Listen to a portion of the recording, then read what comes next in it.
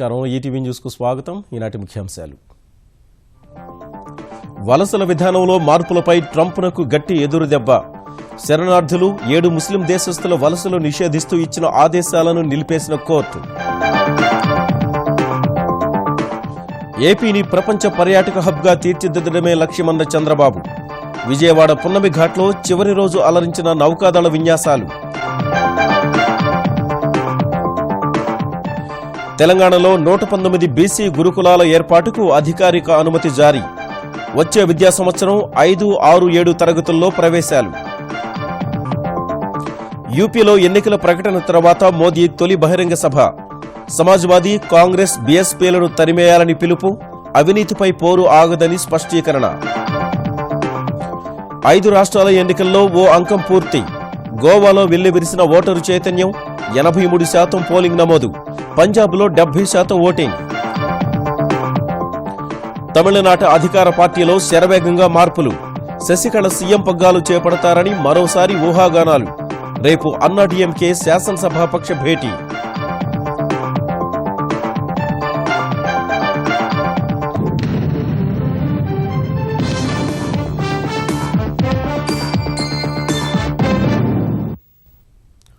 అగ్రరాజ్య వలస విధానంలో కఠిన మార్పులు చేసి ప్రపంచవ్యాప్త అలజడికి కారణమైన అమెరికా అధ్యక్షుడు డొనాల్డ్ ట్రంప్కు గట్టి ఎదురుదెబ్బ తగిలింది. శరణార్థులు 7 ముస్లిం దేశాల పౌరుల రాకను నిషేధిస్తూ గత వారం ట్రంప్ ఇచ్చిన కార్యనిర్వాహక ఆదేశాన్ని న్యాయస్థానం నిలుపుదల చేసింది. మరోవైపు తాను ఇచ్చిన ఆదేశాలను ట్రంప్ మరోసారి సమర్థించుకోగా జిల్లా జడ్జి తీర్పును సవాలు చేస్తామని అమెరికా సర్కారు తెలిపింది. అటు ట్రంప్ తెచ్చిన అత్యవసర ఆదేశాల ద్వారా 60,000 మంది వీసాలు రద్దు చేసినట్టు అమెరికా ప్రభుత్వ వర్గాలు తెలిపాయి. శరణార్థులు 7 ముస్లిం దేశాల పౌరులు అమెరికాలో ప్రవేశించకుండా అమెరికా వలస విధానంలో కఠిన మార్పులు చేస్తూ అధ్యక్షుడు డొనాల్డ్ ట్రంప్ తెచ్చిన కార్యనిర్వాహక ఆదేశాన్ని న్యాయస్థానం నిలుపుదల చేసింది. అమెరికా అధ్యక్షుడు విధించిన నిషేధాన్ని సవాల్ చేస్తూ వాషింగ్టన్, మినిసోటా రాష్ట్ర ప్రభుత్వాలు వేసిన వ్యాజ్యంపై విచారణ జరిపిన జిల్లా జడ్జి జేమ్స్ రాబర్ట్ ట్రంప్ ఆదేశంపై దేశవ్యాప్త స్టే విధిస్తూ ఉత్తర్వులిచ్చారు. వాషింగ్టన్, మినిసోటా రాష్ట్రాలు వేసిన వ్యాజ్యంపై విచారణ ముగిసే వరకు ట్రంప్ ఆదేశంపై ఇచ్చిన స్టే అమల్లో ఉంటుందని జిల్లా జడ్జి స్పష్టం చేశారు. ఈ తీర్పుతో వేర్వేరు దేశాల నుంచి శరణార్థులు 7 ముస్లిం దేశస్థుల రాకకు తాత్కాలికంగా మార్గం సుగమమైంది. ఈ తీర్పుపై స్పందించిన శ్వేతసౌధం సాధ్యమైనంత త్వరగా న్యాయమూర్తి జేమ్స్ రాబర్ట్ తీర్పును న్యాయశాఖ సవాల్ చేస్తుందని తెలిపింది. అమెరికా అధ్యక్షుడి నిర్ణయాన్ని ప్రభుత్వం సమర్థించుకోగా చట్టానికి ఎవరూ అతీతులు కారని మరోమారు స్పష్టమైందని ట్రంప్ ఆదేశంపై స్టే విధింపచేయటంలో కీలక పాత్ర పోషించిన వాషింగ్టన్ ప్రభుత్వ న్యాయవాది బాబ్ ఫెర్గూసన్ వ్యాఖ్యానించారు. It's obviously a historic decision and an important one for the rule of law and for the people of the state of Washington and the people of our country. I said from the beginning, it is not the loudest voice that prevails in a courtroom. It's the Constitution. Judge Robart's decision, effective immediately, effective now, puts a halt to President Trump's unconstitutional and unlawful executive order. I want to repeat that. It puts a stop to it immediately. For a nation of laws. Folks may not everybody may like this decision. I'm certain the president will not like this decision, but it is his job, it is his responsibility, it is his obligation as our president to honor it, and I'll make sure he does. అటు Trump మాత్రం తన నిర్ణయాన్ని మరోసారి సమర్థించుకున్నారు. అగ్రరాజ్యంలోకి ఉగ్రవాదులు దరిచేరకుండా చూసేందుకే శరణార్థులు 7 ముస్లిం దేశాల పౌరుల రాకను నిషేధిస్తూ ఆదేశాలు జారీ చేసినట్లు ప్రతి వారం దేశ ప్రజలను ఉద్దేశించి సామాజిక మాధ్యమాల ద్వారా చేసే ప్రసంగంలో స్పష్టం చేశారు. అమెరికన్లు సురక్షితంగా, స్వేచ్ఛగా జీవించేలా చూడటమే తన బాధ్యతని, దేశ పౌరుల భద్రత, ఉద్యోగాలు, వేతనాలే ప్రాధాన్యాంశమని ఉద్ఘాటించారు. దేశవ్యాప్తంగా అందరి దృష్టిని ఆకర్షిస్తున్న 5 రాష్ట్రాల శాసనసభ ఎన్నికల్లో తొలి ఘట్టం ముగిసింది. పంజాబ్, గోవా ఎన్నికల పోలింగ్ ప్రశాంతంగా జరిగింది. పంజాబ్లో కట్టుదిట్టమైన భద్రత మధ్య 117 స్థానాలకు జరిగిన పోలింగ్లో ఓటర్లు ఉత్సాహంగా పాల్గొన్నారు. మొత్తం 1,98,00,000 మంది ఓటర్లుండగా 70% మంది తమ ఓటు హక్కు వినియోగించుకున్నారు. 117 నియోజకవర్గాల నుంచి పోటీ పడుతున్న 1,145 మంది అభ్యర్థుల భవితవ్యాన్ని ఈవీఎంలలో నిక్షిప్తం చేశారు. అటు కాంగ్రెస్ ముఖ్యమంత్రి అభ్యర్థి అమరీందర్ సింగ్ రాజీనామాతో ఖాళీ అయిన అమృత్సర్ లోక్సభ స్థానానికి కూడా ఇవాళే పోలింగ్ జరిగింది. అధికార శిరోమణి అకాలీదళ్, భాజపా కూటమి, కాంగ్రెస్, ఆమ్ ఆద్మీ పార్టీ మధ్య త్రిముఖ పోరు నెలకొన్న పంజాబ్ శాసనసభ ఎన్నికల్లో గెలిచేదెవరనేది మార్చి 11న జరిగే ఓట్ల లెక్కింపుతో తేలనుంది. అటు గోవాలో శాసనసభ ఎన్నికల పోలింగ్ ప్రశాంతంగా ముగిసింది. 40 నియోజకవర్గాలకు జరిగిన పోలింగ్లో ఓటర్లు ఉత్సాహంగా పాల్గొన్నారు. గోవాలో మొత్తం 11,10,000 మంది ఓటర్లుండగా రికార్డు స్థాయిలో మొత్తం 83% మంది ఓటు వేశారు. 40 స్థానాల నుంచి బరిలో నిలిచిన 250 మంది అభ్యర్థుల భవితవ్యాన్ని ఈవీఎంలలో నిక్షిప్తం చేశారు. భాజపా, కాంగ్రెస్, ఆమ్ ఆద్మీ పార్టీ సహా ఎంజీపీ, శివసేన, జీఎస్ఎం కూటమి మధ్య హోరాహోరీ పోరుకు వేదికైన గోవాలో అంతిమ విజేత ఎవరో మార్చి 11న తేలనుంది.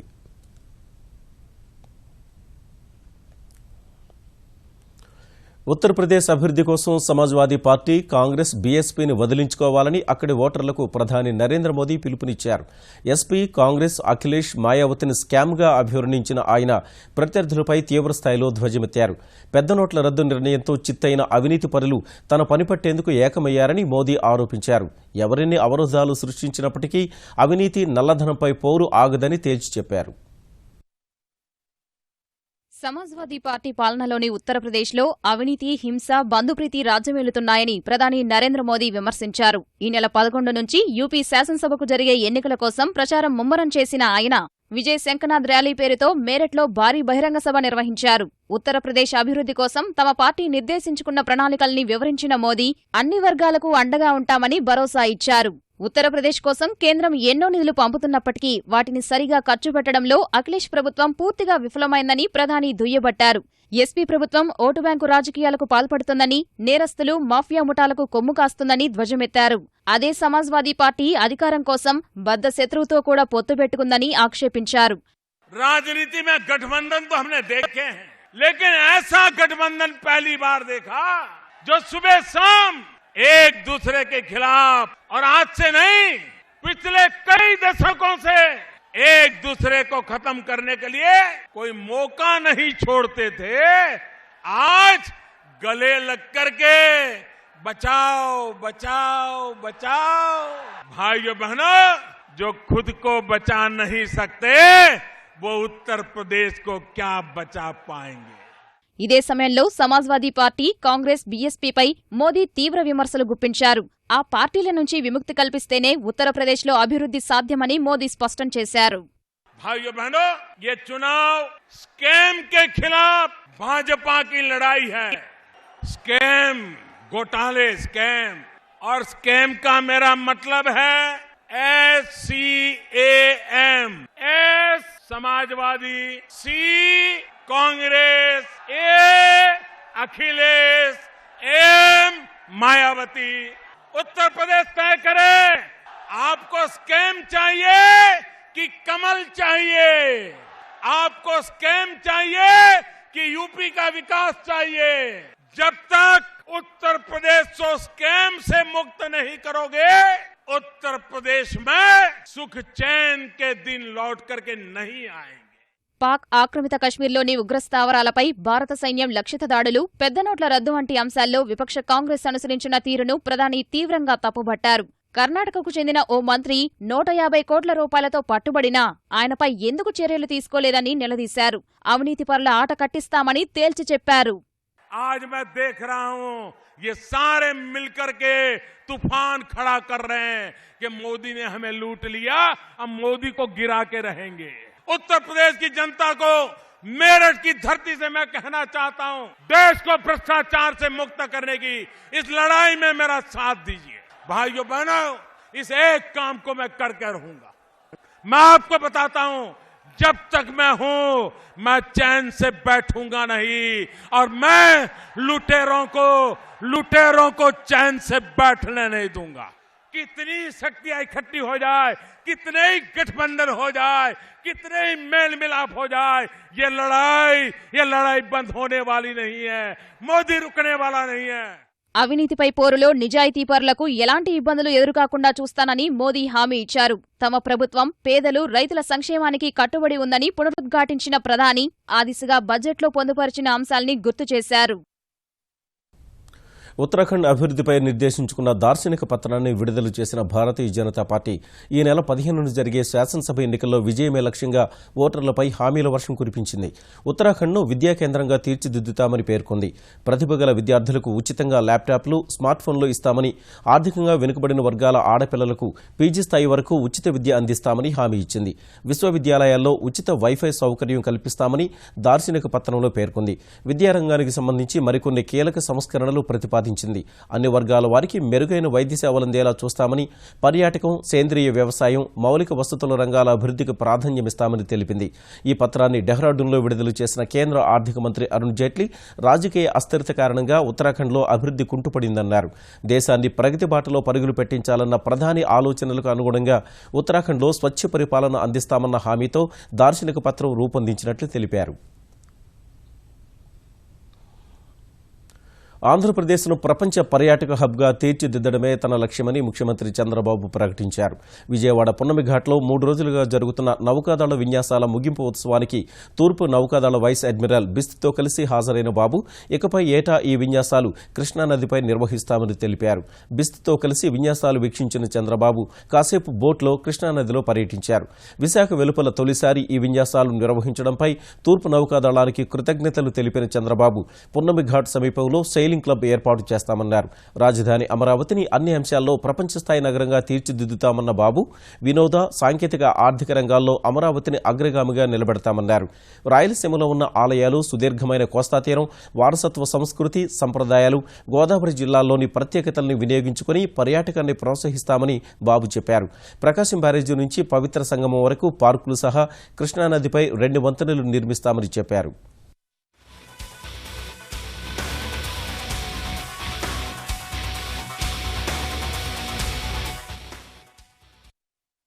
టూరిజాన్ని అభివృద్ధి చేస్తే ఇంటర్నేషనల్ గా చాలా మంది వస్తారు.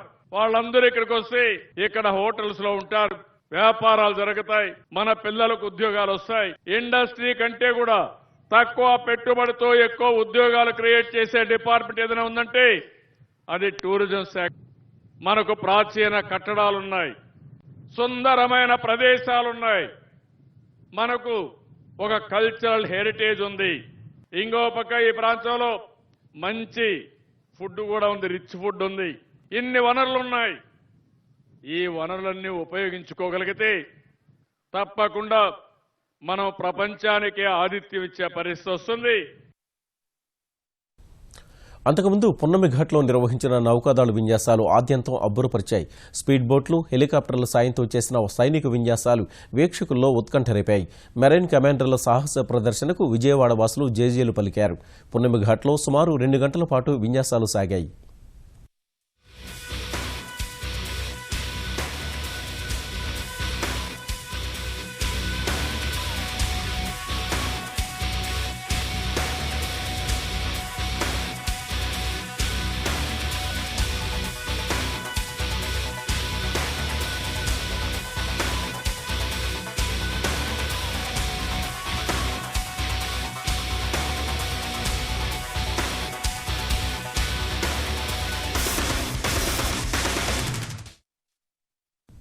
వచ్చే విద్యా సంవత్సరం నుంచి తెలంగాణలో 119 బీసీ గురుకులాలు ప్రారంభం కానున్నాయి. ఈ మేరకు సంబంధిత దస్త్రంపై ముఖ్యమంత్రి కేసీఆర్ ఇవాళ సంతకం చేశారు. 5, 6, 7 తరగతుల్లో ఈ గురుకులాల్లో ప్రవేశాలుండగా ఒక్కో తరగతికి 2 సెక్షన్ల చొప్పున 240 మంది విద్యార్థులతో పాఠశాలలు ప్రారంభం కానున్నాయి. ఈ గురుకులాల నిర్వహణ కోసం 3750 మంది ఉద్యోగుల నియామకానికి కూడా తెలంగాణ ప్రభుత్వం నుంచి అనుమతులు లభించాయి. ఎస్సీ ఎస్టీల సమగ్ర అభివృద్ధికి ముఖ్యమంత్రి కేసీఆర్ కట్టుబడి ఉన్నారని తెలంగాణ ఉప ముఖ్యమంత్రి కడియం శ్రీహరి అన్నారు. హైదరాబాద్లో ఎస్సీ ఎస్టీ కమిటీ సమావేశంలో మంత్రులు జగదీష్ రెడ్డి, చందూలాల్తో కలిసి పాల్గొన్న కడియం గత ప్రభుత్వాల హయాంలో ఎస్సీ ఎస్టీలకు నిధుల కేటాయింపు వినియోగంలో తీవ్ర అన్యాయం జరిగిందని వివరించారు. ఇకపై అలా జరగకుండా పక్కా ప్రణాళిక ప్రకారం తెరాస ప్రభుత్వం చర్యలు చేపడుతోందన్నారు. ఎస్సీ ఎస్టీ నిధుల కేటాయింపు వినియోగంపై పటిష్ట చట్టం తేనున్నట్లు వెల్లడించారు. ఈ చట్టంపై చర్చించేందుకు ఏర్పాటు చేసిన సమావేశానికి ప్రభుత్వం ఆహ్వానించినప్పటికీ ప్రతిపక్షాలు రాకపోవడం అత్యంత దురదృష్టకరమని కడియం వ్యాఖ్యానించారు. ఈ నెల 10న మరో సమావేశం ఏర్పాటు చేసి దళిత, గిరిజనుల పథకాలపై చర్చిస్తామని చెప్పారు. గౌరవ ముఖ్యమంత్రి గారు ఒక విషయం చాలా స్పష్టంగా చెప్పారు. కేంద్ర ప్రభుత్వం బడ్జెట్ లో తీసుకువస్తున్న మార్పుల వల్ల ప్లాన్ నాన్ ప్లాన్ అనే అంశం లేకుండా పోవడం వల్ల scheduled caste sub plan, tribal sub plan రిలెవెన్స్ ను కోల్పోయింది. కాబట్టి మనం కొత్త యాక్ట్ తీసుకురావాలి. అందులో భారతదేశంలో తెలంగాణ రాష్ట్రమే మొదటి రాష్ట్రం కావాలి అనే ఆతృత వారు కనపరుస్తూ ఉంటే ఇది ఇంకా ఎఫెక్టివ్ గా తయారు చేయడానికి ఏం చేద్దాం అందరం కలిసి అని ఆలోచించవలసింది పోయి ఈరోజు Congress party, Telugu Desam party, CPM party ఎందుకు సమావేశాలను బహిష్కరిస్తున్నారో మాకు అర్థం కావడం లేదు. దళితుల సంక్షేమము, గిరిజనుల సంక్షేమము వీళ్ళకు పట్టినట్లు లేదు. తెలంగాణలోని నగరపాలక సంస్థల్లో ప్రతిరోజు తాగునీటి సరఫరా చేసే ప్రక్రియను ప్రయోగాత్మకంగా కరీంనగర్ నుంచి ప్రారంభించనున్నట్లు తెలంగాణ పురపాలక శాఖ మంత్రి కేటీఆర్ చెప్పారు. తెలంగాణలోని 6 నగరపాలక సంస్థల్లో చిన్నదైన కరీంనగర్లో తాగునీరు అందించేందుకు 130 కోట్ల రూపాయలు అవసరమని తెలిపారు. తెలంగాణలోని నగరపాలికల్లో ప్రతిరోజు తాగునీరు సరఫరా చేసేందుకు తీసుకోవాల్సిన చర్యలపై ఆర్థిక మంత్రి ఈటెల రాజేందర్తో కలిసి సమీక్షించిన కేటీఆర్ నాలాలు, ఫుట్పాత్లు ఆక్రమించే వారిపై కఠిన చర్యలు చేపట్టాలని అధికారులకు సూచించారు. రాజకీయాలకు అతీతంగా పట్టణాల అభివృద్ధికి సహకరించాలని అధికార పార్టీకి ప్రత్యేకంగా చూడాల్సిన అవసరం లేదన్నారు. ఫ్లెక్సీలు నిబంధనలకు విరుద్ధంగా ఏర్పాటు చేస్తే విధిగా కేసులు నమోదు చేయాలని ఆదేశించారు. యాక్సిడెంట్లు తగ్గాలి, క్రైమ్ తగ్గాలి, అదే రకంగా పద్ధతి ప్రకారం రోడ్లు కూడా ఇబ్బంది లేకుండా ఉండాలి. రాకపోకల కంటే ఈ ఫుట్పాత్లు కూడా అవసరం. కొంత ప్రత్యేకమైన శ్రద్ధతో పక్కన ఏమైనా ఆక్రమణలు ఉంటే కూడా ఇందులో మా వాళ్ళు మీ వాళ్ళు అనేది లేకుండా కొంత రాజకీయాలకు అతీతంగా సీరియస్ గా చేస్తే ముఖ్యమంత్రి గారు అన్న విధంగా, ముఖ్యమంత్రి గారు చెప్పిన విధంగా కరీంనగర్ ను మనం మలుచుకునే దానికి అవకాశం ఉంటుంది. కేసే పెట్టాల్సి వస్తే మొదటి కేసు టీఆర్ఎస్ మీదే పెట్టండి. ఎవరైనా టీఆర్ఎస్ నాయకులు ఉల్లంఘించి కాంగ్రెస్ నాయకులు కూడా ఉల్లంఘించారంట, first case shall be put on TRS నాయకులు. తెలంగాణలో మూతపడిన సూక్ష్మ, చిన్న, మధ్య తరహా పరిశ్రమల పునరుద్ధరణకు కేంద్ర రాష్ట్ర ప్రభుత్వాలు చొరవ చూపాలని తెలంగాణ రాజకీయ ఐకాస్ అధ్యక్షుడు కోదండరాం డిమాండ్ చేశారు. అఖిల భారత చిన్న, మధ్య తరహా పరిశ్రమల సమాఖ్య హైదరాబాద్ ప్రెస్ క్లబ్లో నిర్వహించిన మీట్ ది ప్రెస్కు హాజరైన ఆయన రుణాలు చెల్లించలేదని, పరిశ్రమల్ని జప్తు చేస్తున్న బ్యాంకులు ఆ తర్వాత ఆస్తులు కొన్న వాళ్లకు ఇస్తున్న వెసులుబాట్లు అసలు యాజమాన్యాలకు కల్పించాలని సూచించారు. ఈ దిశగా ఆర్బీఐ మార్గదర్శకాలు బ్యాంకులు పాటించేలా రాష్ట్ర ప్రభుత్వం చొరవ చూపాలని, చిన్న, మధ్య తరహా పరిశ్రమల చట్టంలో కేంద్రం సవరణ తీసుకురావాలని కోదండరాం డిమాండ్ చేశారు. ఈ పరిశ్రమలు పునరుద్ధరించడం ద్వారా తెలంగాణకు 12,000 కోట్ల రూపాయల ఆదాయం సహా 8 లక్షల మందికి ఉపాధి దొరుకుతుందని ఆయన చెప్పారు. ఈ పరిశ్రమల కోసం మరో పారిశ్రామిక విధానం తేవాలన్నారు. చిన్న, సూక్ష్మ, మధ్య తరహా పరిశ్రమల అవసరాలను గుర్తించి వాటిని వాళ్ళ సమస్యల పరిష్కారానికి ఈ పారిశ్రామిక విధానం తోడ్పడటం లేదు. ఇప్పుడున్న పారిశ్రామిక విధానంలో లోపాలున్నాయి. ప్రత్యేకంగా చిన్న, సూక్ష్మ, మధ్య తరహా పరిశ్రమల పునరుద్ధరణ కోసము రాష్ట్ర ప్రభుత్వం ఒక ప్రత్యేక విధానంతో రావాల్సినటువంటి అవసరం కూడా ఉంది అని మనకు చాలా స్పష్టంగా అర్థమవుతున్నది. ప్రభుత్వ ఆసుపత్రుల్లో పారిశుద్ధ్యానికి చంద్రబాబు సర్కార్ అధిక ప్రాధాన్యమిస్తున్నట్లు ఆంధ్రప్రదేశ్ వైద్య ఆరోగ్య మంత్రి కామినేని శ్రీనివాస్ తెలిపారు. గుంటూరు మెడికల్ కళాశాల జింఖానా ఆడిటోరియంలో పరిసరాల పరిశుభ్రతకు సంబంధించి ఏర్పాటు చేసిన కార్యశాలకు హాజరైన ఆయన ప్రభుత్వ ఆసుపత్రుల్లో పారిశుద్ధ్యం కోసం ప్రభుత్వం 73 కోట్లు విడుదల చేసిందని తెలిపారు. సర్కారీ ఆసుపత్రులకు వస్తే కొత్త జబ్బులు వస్తాయన్న భయాన్ని ప్రజల నుంచి పారదోలేందుకు తమ ప్రభుత్వం కృషి చేస్తోందని వివరించారు. మెడికల్ కాలేజీలు, అలాగే స్పెషాలిటీ హాస్పిటల్స్, ఏరియా హాస్పిటల్స్, కొన్ని ఎంసీహెచ్ బిల్డింగ్, కొన్ని సిహెచ్సిలో ఉన్నాయి. ఇప్పుడు రాష్ట్రంలో ఉన్న ఇంకా అనదర్ 193 సిహెచ్సిలు ఉన్నాయి. అన్నిటినీ శానిటేషన్లో తీసుకొస్తున్నాం. దీనివల్ల చాలా ఎక్స్ట్రా బడ్జెట్ అవుతుంది. బట్ ముఖ్యమంత్రి గారు ఇది డెఫినెట్గా దట్స్ వెరీ ఇంపార్టెంట్, అందుకని శానిటేషన్కి అయినా పర్వాలేదు అని దాంతో చేసి అన్ని హాస్పిటల్ శానిటేషన్ పాలసీలో తీసుకొస్తున్నాం. అంతర్జాతీయ క్యాన్సర్ నిరోధక దినోత్సవాన్ని పురస్కరించుకుని తెలుగు రాష్ట్రాల్లో అవగాహన ప్రదర్శనలు చేపట్టారు. గుంటూరు ప్రభుత్వ ఆసుపత్రిలో చేపట్టిన ర్యాలీలో ఆంధ్రప్రదేశ్ వైద్య ఆరోగ్య శాఖ ముఖ్య కార్యదర్శి పూనం మాలకొండయ్య పాల్గొనగా, కాకినాడలో జరిగిన ర్యాలీలో ఆంధ్రప్రదేశ్ ఉప ముఖ్యమంత్రి చినరాజప్ప, ప్రముఖ నటి కాజల్ అగర్వాల్ పాల్గొన్నారు. హైదరాబాద్లో కామినేని ఆసుపత్రుల యాజమాన్యం కామినేని ఆసుపత్రి నుంచి ఎల్బీనగర్ కోడెల వరకు అవగాహన ప్రదర్శనను చేపట్టింది. క్యాన్సర్ను ప్రారంభ దశలో గుర్తిస్తే ప్రాణాపాయం ఉండబోదని వైద్యులు తెలిపారు. భారతదేశంలో ఎప్పుడు ఎనీ గివెన్ టైం మనకు ఒక 30 to 35 lakh people are suffering with the cancer. ప్రతి సంవత్సరము మనము we are adding population for the cancer because of the food habits and other tobacco chewing, gutka, smoking దీనివల్ల అవుతుంది. మహానటి సావిత్రి జీవిత విశేషాలతో కూడిన చిత్రపటాలతో విజయవాడ ఫిల్మ్ ఛాంబర్ హాలులో ఏర్పాటు చేసిన ప్రదర్శన అందరినీ ఆకట్టుకుంది. సావిత్రి కళాపీఠం సంక్షేమ సంఘం ఆధ్వర్యంలో ఏర్పాటు చేసిన ప్రదర్శన రేపటి వరకు సాగుతుందని నిర్వాహకులు తెలిపారు. ఈ ప్రదర్శన ద్వారా మహానటిని స్మరించుకోవడం ఆనందంగా ఉందన్నారు.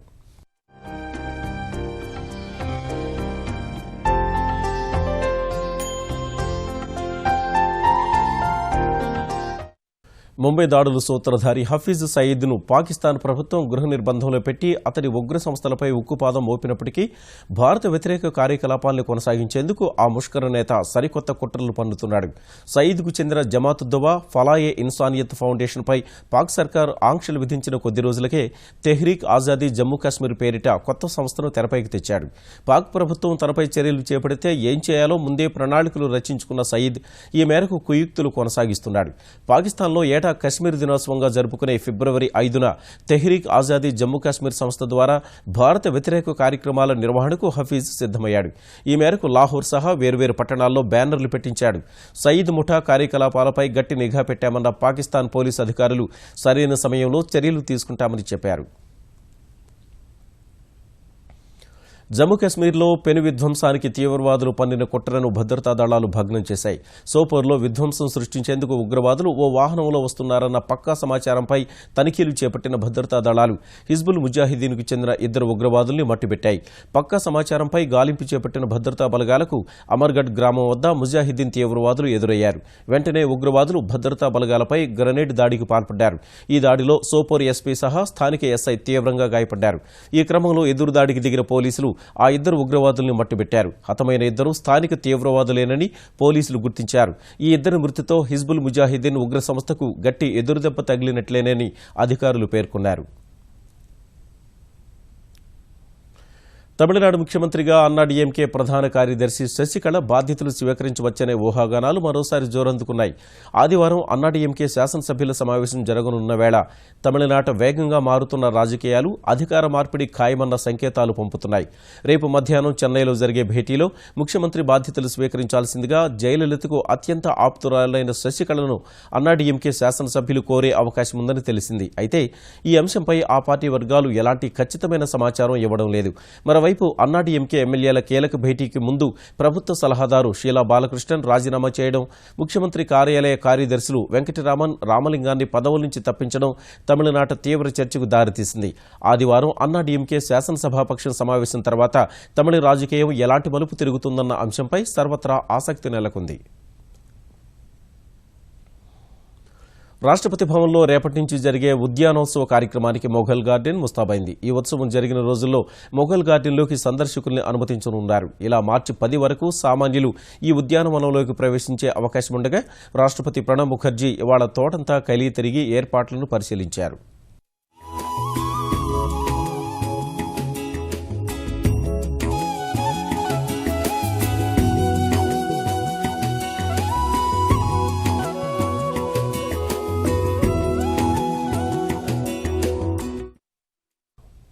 ఈనాటి ముఖ్యాంశాలు మరోసారి. వలసల విధానంలో మార్పులపై ట్రంప్నకు గట్టి ఎదురుదెబ్బ. శరణార్థులు 7 ముస్లిం దేశస్థుల వలసలు నిషేధిస్తూ ఇచ్చిన ఆదేశాలను నిలిపేసిన కోర్టు. ఏపీని ప్రపంచ పర్యాటక హబ్గా తీర్చిదిద్దడమే లక్ష్యమన్న చంద్రబాబు. విజయవాడ పున్నమి ఘాట్లో చివరి రోజు అలరించిన నౌకాదళ విన్యాసాలు. తెలంగాణలో 119 బీసీ గురుకులాల ఏర్పాటుకు అధికారిక అనుమతి జారీ. వచ్చే విద్యా సంవత్సరం 5, 6, 7 తరగతుల్లో ప్రవేశాలు. యూపీలో ఎన్నికల ప్రకటన తర్వాత మోదీ తొలి బహిరంగ సభ. సమాజ్వాదీ, కాంగ్రెస్, బీఎస్పీలను తరిమేయాలని పిలుపు. అవినీతిపై పోరు ఆగదని స్పష్టీకరణ. 5 రాష్ట్రాల ఎన్నికల్లో ఓ అంకం పూర్తి. గోవాలో వెల్లివిరిసిన ఓటరు చైతన్యం. 83% పోలింగ్ నమోదు. పంజాబ్లో 70% ఓటింగ్. తమిళనాట అధికార పార్టీలో శరవేగంగా మార్పులు. శశికళ సీఎం పగ్గాలు చేపడతారని మరోసారి ఊహాగానాలు. రేపు అన్నాడీఎంకే శాసనసభాపక్ష భేటీ.